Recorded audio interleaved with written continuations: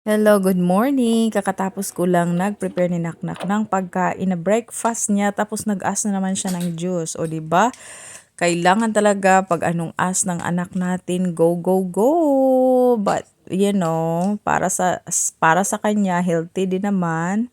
O 'di ba? Ganyan talaga ako mga my guys. Every morning daily routine ko talaga yang maganyan, mag-juice o 'di ba? Magtadad ng apple at saka yung carrots. At saka yung carrots naman, pag maliit lang siya, hindi ko siya tadtarin kasi idaritso ko na lang siya doon sa juicer. Iba yung apple kasi hindi talaga yan makuan. Masikip man doon sa sa juicer. So kailangan ko talaga siyang i-chop o 'di ba? So the rest of that makatipid ako sa pag-chop ng sa carrots. Sa apple lang talaga ako maganyan-ganyan kasi paano man siya, very big man na yung apple ba.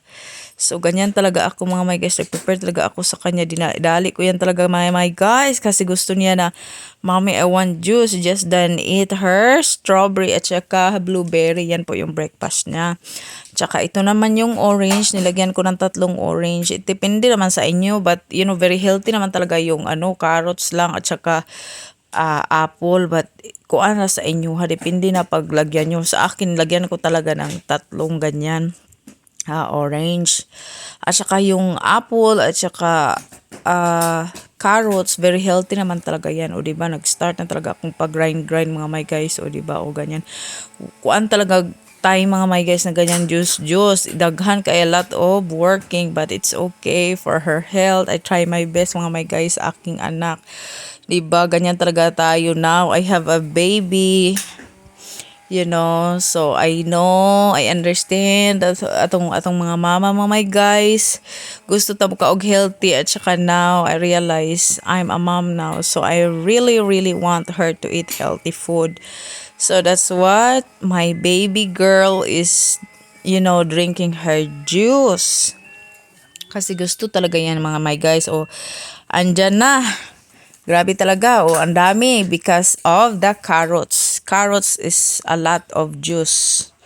And the carrots. Lagyan mo talaga siya ng apple para matamis-tamis talaga yung juice. Masarap. Tapos sinala ko dyan kasi ang mag-inom niyan hindi only si Naknak but her daddy too. So na-use na si daddy mag-drink ng ganyan. So I'm gonna use strainer para hindi talaga ni daddy malasahan yung karurot.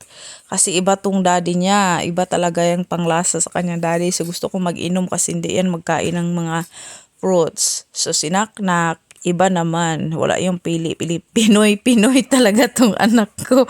Naku mga my guys, o diba, o tapos ko na sinala, nilagay ko naman doon siya sa big na, cup. So, tapos andyan na yung 10 ounce talaga yan, mahurot niya mga my guys.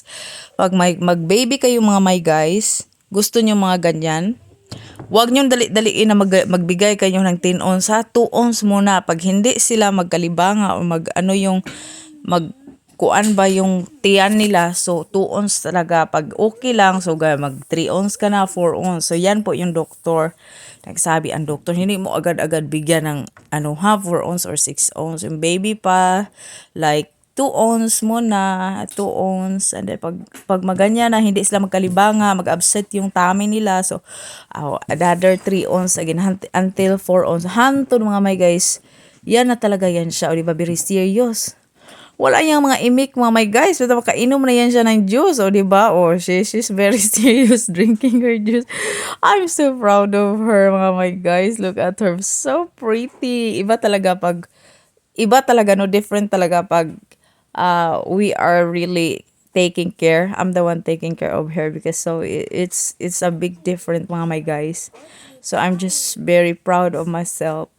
Nakayanan ko ang mga pagsubok ko dito, especially sa anak ko. Ako lang mag-isa. Tapos si daddy nag-work. So I'm working with her, at the house like that. So we just helping each other mga my guys. So iba talaga mga my guys pag ikaw yung mag-aalaga sa anak mo. O serious talaga yan siya, o diba? Maubos talaga yan yung mga my guys. O diba? Nakaka-proud talaga. O tingnan nyo yan siya, o serious. So my goodness. O look at her na. Oh, good job. Oh, she done na. Oh, I'm so very proud of her, mga my guys. So, thank you for watching today's our video.